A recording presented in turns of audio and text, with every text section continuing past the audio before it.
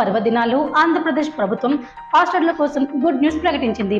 విజయవాడలోని A+ convention సెంటర్లో రాష్ట్ర ప్రభుత్వం ఆధ్వర్యంలో నిర్వహించిన సెమీ క్రిస్మస్ వేడుకలో ముఖ్యమంత్రి నారా చంద్రబాబు నాయుడు పాల్గొన్నారు. ముఖ్యమంత్రి ఈ సందర్భంగా మాట్లాడుతూ క్రైస్తవుల సంక్షేమం కోసం ప్రభుత్వం కట్టుబడి ఉందని, ఉపాధి, ఆర్థిక సాధికారత విషయంలో ఎల్లప్పుడూ ఆపద్ధర్మం లేదని, భద్రతకు, గౌరవానికి ఎలాంటి భంగం కలగనివ్వదని స్పష్టంగా చెప్పారు. ఈ సందర్భంగా పాస్టర్లకు ప్రత్యేక గౌరవ వేతనాలు పునఃప్రారంభించబడ్డాయి. రాష్ట్రంలో మొత్తం 8,427 మంది పాస్టర్లకు నెలకు 5,000 చొప్పున వేతనం అందించనున్నారు. అంతేకాదు, జెరూసలేం యాత్రకు వెళ్లే క్రైస్తవులకు ప్రత్యేక ఆర్థిక సాయం కూడా ప్రకటించారు. వార్షిక ఆదాయం 3 లక్షల లోపల ఉన్నవారికి 60,000, 3 లక్షల పైగా ఉన్నవారికి 30,000 అందనుంది.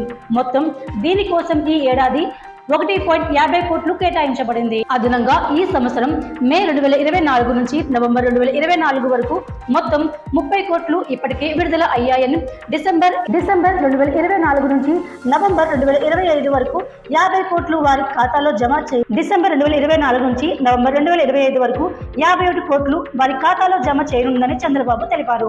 చంద్రబాబు గుర్తు చేశారు. 2014 నుండి 18 వరకు 977 చర్చిలకు 70 కోట్లు మంజూరు చేసినట్లు, వీటిలో 377 చర్చిల నిర్మాణం పనులు పూర్తయినట్లు చెప్పారు.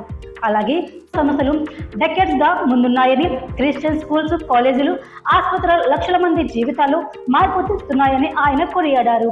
అదే సమయంలో మిషనరీ విద్యా సంస్థలు క్రమశిక్షణ, సేవ, నాలెడ్జ్ కు కేంద్రాలుగా పనిచేస్తున్నాయని, Guntur Andhra Christian college, Andhra Loyola college వంటి విద్యా సంస్థలు రాష్ట్రంలో ఎంతో మంది విద్యార్థులను ఉన్నతికి తీసుకెళ్లాయని ఆయన వ్యాఖ్యానించారు.